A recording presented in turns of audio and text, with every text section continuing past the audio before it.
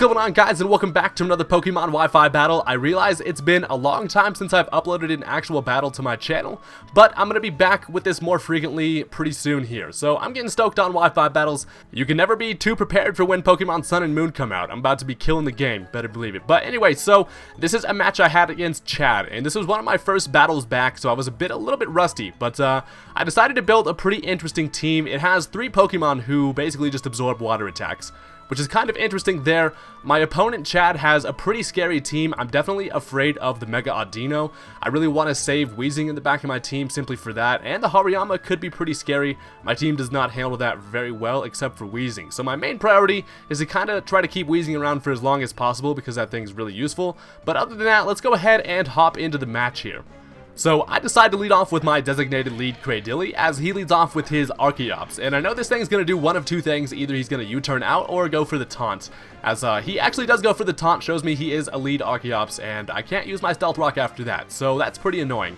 Since Cradildo's taunted, I really have nothing to do to this thing, so I'm going to switch into Weezing as he goes for the Stealth Rock, which I pretty much expected. It's unfortunate I wasn't able to get my Stealth Rock up early, so that's kind of bad. But he's going to go ahead and switch out here, probably fearing the Will-O-Wisp, as I'm just going to go straight for a Sludge Bomb, actually expecting him to switch out. So he goes into his Jack-O-Lantern here, and it's going to catch a Sludge Bomb to the face, but unfortunately I do not get the poison. But honestly, I'm sitting here thinking about it, I might as well just stay in, because the worst thing this thing can do to me is go for the Leech Seed, and that's what he actually does. I don't get the poison 2 times in a row, which kind of sucks, but really not that big of a deal, as I'm getting my health sapped by that Leech Seed, so I decided to go ahead and switch out here. I know that he could potentially go for the Will-O-Wisp just to get chip damage on my Weezing, so I decided to go ahead and switch into my Swellow, who is a Gut Swellow, so if I do get burned, it's really not that bad. I would honestly kind of enjoy it, but he actually decides to switch out himself, which is actually pretty damn good for me, considering I'm able to get my Toxic Orb for free, and then I can go ahead and U-turn out of here. So he brings out his Lantern, and I know this thing's probably gonna want to go for a Volt Switch, but there's really not much I can do. I definitely didn't want to stay in there, seeing as I can't one-hit KO this thing. So I'm gonna go ahead and switch into Cradildo, as he's gonna go straight for the Volt Switch. Unfortunately for me, that is going to allow him to get whatever matchup he wants to get against my Cradilly, so that kind of sucks. Being the faster of the pivots really kind of bites you in the ass sometimes, but he's going to bring out his Tahru, which is the Hariyama. He brings out his big-ass hands, and I'm like, Jesus, you gotta do something about those elephantitis-ass hands. But alright, so here I make a pretty questionable play. I decided to stay in, thinking he might over-predict and not go for the close combat. I expected him to think I was going to switch into Weezing, so he might go for a knockoff, therefore I could get like a free attack off on this thing, or a Toxic or whatever, but he actually just close combats, and that's going to kill my Cradilly, which is really unfortunate because that's pretty early in the game, and I really could have used that Cradilly later on. But here I'm going to go into Weezing. I go for a Sludge Bomb. I actually do end up getting the poison, which is really nice, as he's going to go for the knockoff, and I'm sitting here, I'm like, okay, shit. This Weezing is going to be needed later on, so I'm kind of worried about losing too much health. I already lost my Black Sludge, so I don't have any recovery other than Pain Split. So I'm going to go for the Pain Split as he switches into Light Bright the Lantern, and I'm actually going to get a ton of health back because Lantern has a decent amount of HP. So that's pretty damn good. Seeing as Disco Balls does not want to take any special attacks, I'm going to go ahead and switch into my Cacturn here, expecting him to potentially go for the Scald. So one of my Sponges comes out here, and he actually does go for the Scald, which is really nice. It's going to bring me back to full, and having a Cacturn in against a Lantern is actually a really fortunate matchup for me, seeing as I can get up a free substitute, and he has to pretty much switch out here. So he does switch out, and he's going to go into his Magmortar here. So I get up a free substitute, and I was really thinking about it. I could have gone for the Swords Dance and then been able to kill with Sucker Punch, but I just go straight for a Sucker Punch, trying to get as much damage as possible right away, as it knocks it down actually into red. So I was like, hell yeah, that's pretty damn fortunate.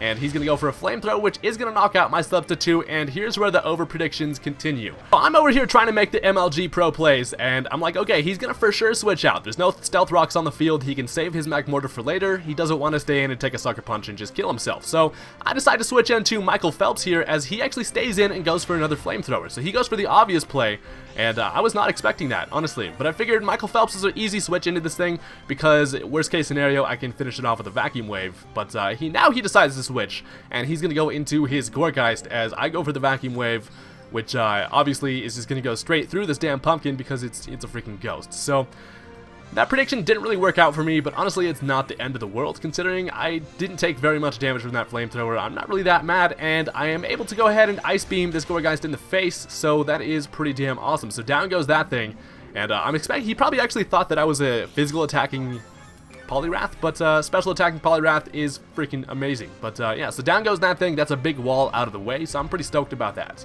Now he's going to bring out his Hariyama again, and I'm just going to go ahead and make the obvious switch into my Wheezing again here. Seeing as he already got rid of my item, the best thing he can do to me is knockoff, I believe, so that's really not going to do a whole lot of damage, plus I can go for pain splits and stuff. So he actually went for fake out, got a critical hit, and obviously doesn't do a whole lot to me. And at this point, I'm like, okay, I really would like some more health back, so I'm just going to go for a pain split as he actually goes back into the lantern. This thing is just having a bad day, taking pain splits left and right, but I'm really stoked about getting all that health back because he does still have that Audino in the back of his team, so I do not want to forget about that. Really, Sludge Bomb with Wheezing is kind of the main thing I have against that shit, plus I know Audino can't really hurt me, so I'm going to switch out here, and I'm going to kind of try and see if he can go for the Scald again, as he actually does, as the Water Absorb is going to go ahead and soak that shit up, and Thorny Tits is like, yes, I'm so damn thirsty, thank you for that. Really, really thirst quenching. Actually, I guess it was hot water, so probably not, honestly, but I'm just going to go for a substitute here. He's going to go for the Volt Switch. Obviously not going to break my substitute because I resist that, which is pretty damn amazing. So I have a free substitute against whatever he wants to bring in here. And Cacturn with Sucker Punch is a force to be reckoned with. You do not want to play games with Thorny Tits. You'll get poked, I'm telling you. So he goes into the Hariyama. Obviously, I think he wants to just go for the fake out to be able to get a priority against my substitute, be able to break that. But luckily, I'm able to go ahead and get up a free Swords Dance here. So I'm even more pointy now. I'm just sharp as hell out here.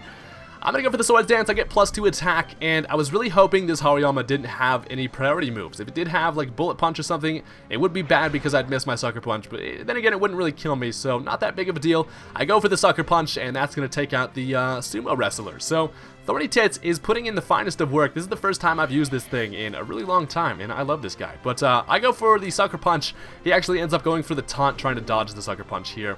So his Archeop's going to live one more turn, but I go for the Sucker Punch again, and he lives with his freaking Focus Sash. So that's why getting the Stealth Rock up early was really kind of really would have been really useful for me, but that freaking taunt early on messed me up with that.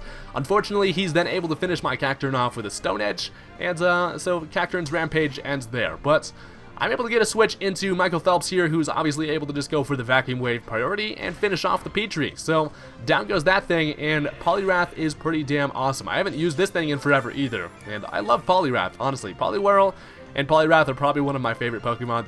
The design was so good they used it twice. That's what I say. So he goes into the Lantern again. Obviously, I don't have much to do to that, so I actually decided to switch into my Pyroar here. He's not going to go for the Scald, obviously, so I'm expecting him to go for something different. He actually ends up going for the Toxic, which is really nice for me, and I was like, hey, that's basically a free switch in for me. So depending on what kind of Lantern this is, he's at the point in health where a Hyper Voice from a Specs Pyroar might be able to take this thing out. So I'm gonna go ahead and test my luck here. So I go for the Hyper Voice, full fucking power, Specs as hell, and it's actually not gonna be able to take this thing out, seeing as it's probably especially defensive. So he goes for a Scald. I actually lived it with 1 HP, but unfortunately he got that Toxic on me, so I'm going to go ahead and die to that.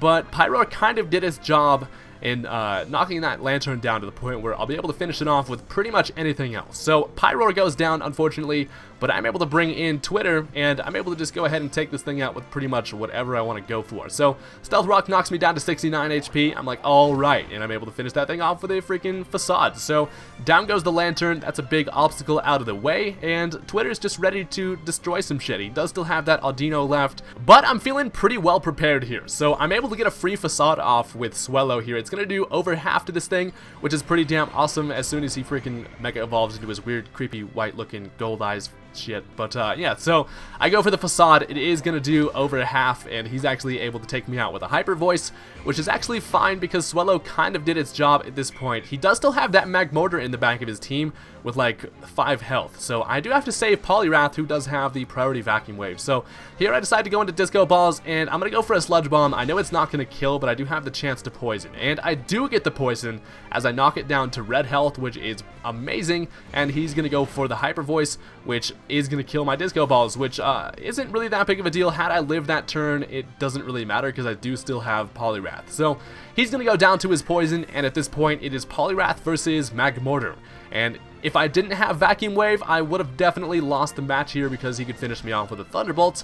But luckily, Michael Phelps is too fucking quick. I've got that priority, and that's going to finish off the Mag Mortar there. So that was a pretty damn interesting match.